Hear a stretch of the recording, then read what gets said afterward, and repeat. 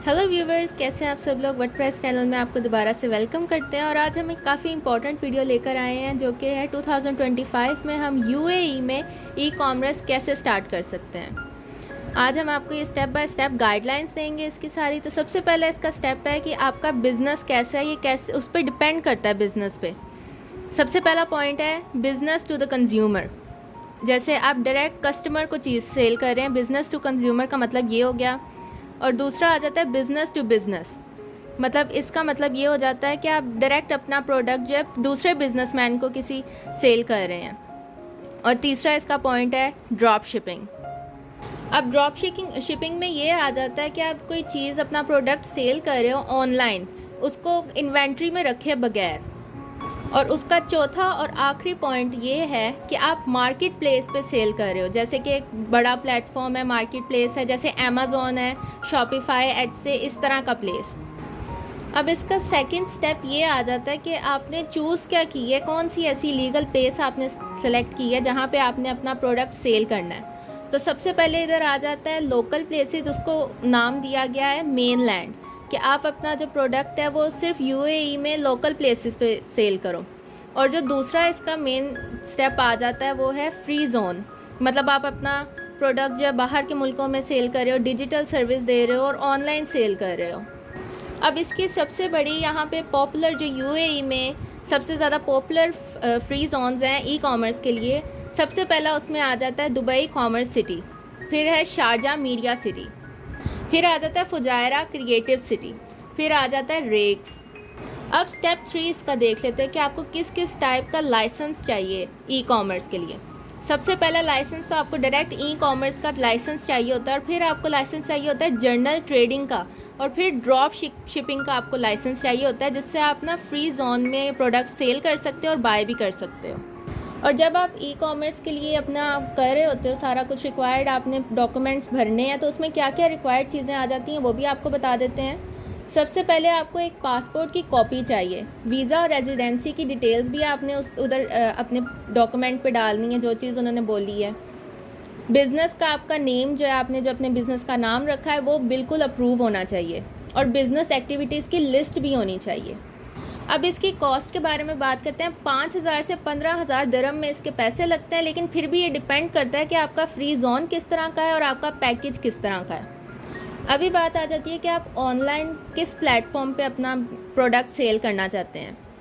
तो पहला इसमें आ जाता है कि अगर आप खुद की वेबसाइट बना के आपने उस पर सेल करना है तो आपकी वो अपनी चॉइस हो जाती है। लेकिन अगर आपने मार्केट प्लेस पे सेल करना है, मतलब हाई लेवल पे, तो आप अमेज़ॉन पे या फिर दूसरे ऐसे किसी फेमस प्लेटफॉर्म पे सेल कर सकते हैं। और उसके लिए क्या रिक्वायर्ड है, आपका प्रोडक्ट की पिक्चर और प्राइस अच्छी होनी चाहिए, आपका जो पेमेंट लेवल है वो भी अच्छा होना चाहिए, सिक्योर होना चाहिए, आपका मोबाइल फ्रेंडली डिज़ाइन होना चाहिए, और चैट और आपकी चैट जो है आपकी और कस्टमर के बीच में फ़ीचर ये होना चाहिए, सपोर्ट करे ये फ़ीचर।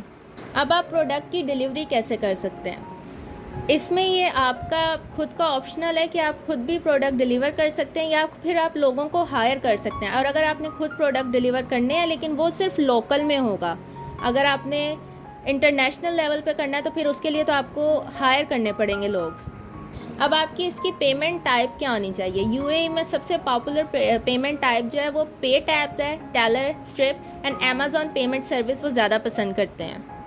अब बात आती है कि आप अपने बिज़नेस को मार्केट लेवल पे कैसे लेके जा सकते हैं। सबसे पहला इसमें स्टेप है कि आप गूगल एड्स करें, टिकटॉक या फिर इंस्टाग्राम पे भी अपने एड्स लगाएं, क्योंकि ये यूएई में काफ़ी ज़्यादा पॉपुलर हैं। या आप इन्फ्लुएंसर से अपनी मार्केटिंग करा सकते हैं।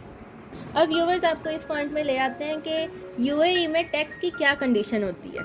तो इनकी कंडीशन पहले ये है कि 3 लाख तक आप इससे ऊपर कमा रहे हैं तो आपको 5% इसमें टैक्स देना पड़ेगा यूएई गवर्नमेंट को, और अगर आप इससे नीचे नीचे हैं तो आपको टैक्स नहीं देना पड़ेगा।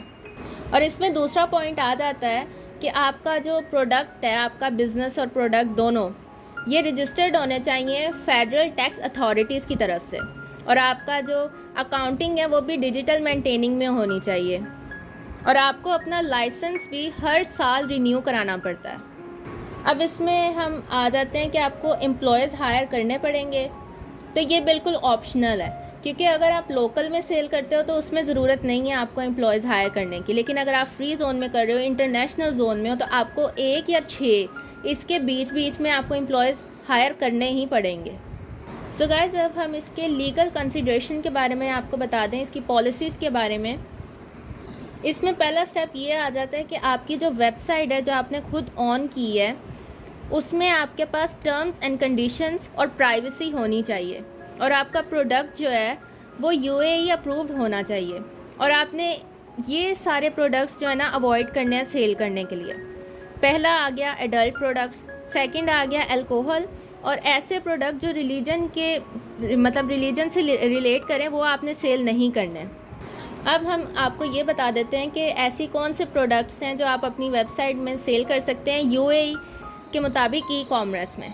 तो सबसे पहले आ जाता है हेल्थ एंड फिटनेस प्रोडक्ट्स, और फिर आ जाता है फैशन आइटम्स, जो आजकल का फ़ैशन चल रहा है उसके मुताबिक आप सेल कर सकते हैं, और फिर organic food and beauty products आ जाते हैं, फिर मोबाइल की चीज़ें जैसे कवर हो गया, इस तरह की चीज़ें, और फिर ऐसा घर का सामान जो हर किसी को अपने घर में चाहिए ही होता है, फिर बच्चों के खिलौने, और कुछ ऐसी चीज़ें जो आपको कुछ बेनिफिट करें या फिर आपको लर्निंग में कुछ हेल्प करें। सो गाइज़, उम्मीद है आपको ये मेरी वीडियो अच्छी लगी होगी, और अगली वीडियो हम लोग सऊदी अरब की ई कॉमर्स में लेकर आएंगे इस पेशे में, ताकि जिन लोगों ने उसमें काम करना है तो उसमें उनको हेल्पफुल भी हो काफ़ी।